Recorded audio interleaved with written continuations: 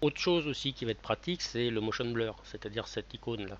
Donc on l'a facilement dans After, en fait ça va flouter quand ça bouge et ça arrête d'être flou quand c'est net, quand c'est à l'arrêt. Donc ici je vais créer encore une nouvelle compo. Là je vais créer un fichier Maxon. Là je vais l'appeler flou. Voilà. Maintenant ici je vais juste faire un petit cube. Voilà, comme ça. Et je vais l'animer très simplement. Donc pour l'instant il est ici. Donc là je vais dans ses coordonnées. Et ici je vais le faire travailler que sur l'X ici.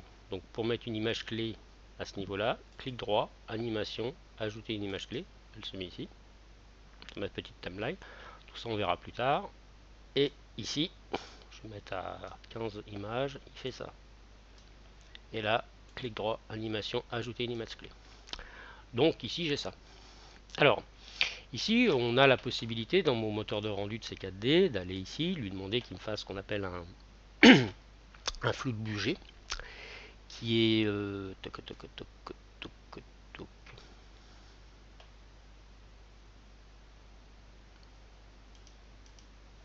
flou, pardon, ici dans les effets, flou directionnel sous trame.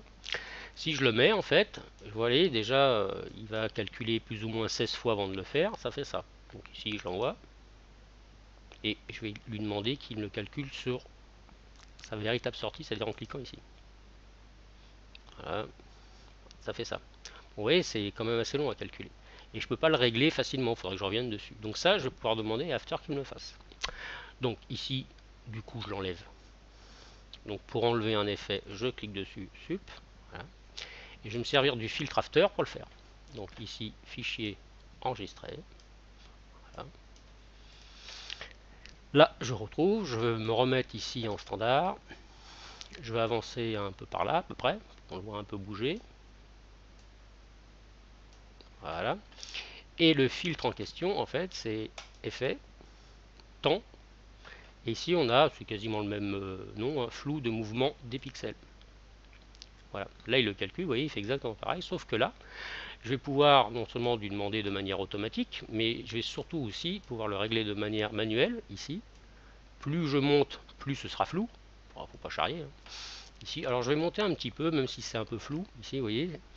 Et je vais me remettre à peu près, dans After, c'est à 180 par défaut. Ouais, on voit un petit peu. Mais ici, c'est l'échantillon d'obturateur. Et au lieu de mettre 5, bah, je vais mettre 10, admettons. Voilà, c'est un peu plus long, mais ce sera plus doux. Et ça va nous permettre, en fait, en 3D, on a beaucoup de mal quand on fait des choses assez carrées, par exemple les immeubles, des choses comme ça, bah, flouter les bords, parce qu'il va le faire partout. C'est assez compliqué. Enfin, c'est pas que c'est compliqué, c'est excellent. Donc avec After, ici, je pourrais ici choisir des éléments qui vont le faire, d'autres qui vont pas le faire, et pouvoir, en fait, ne pas être obligé de recalculer à chaque fois. Donc voilà.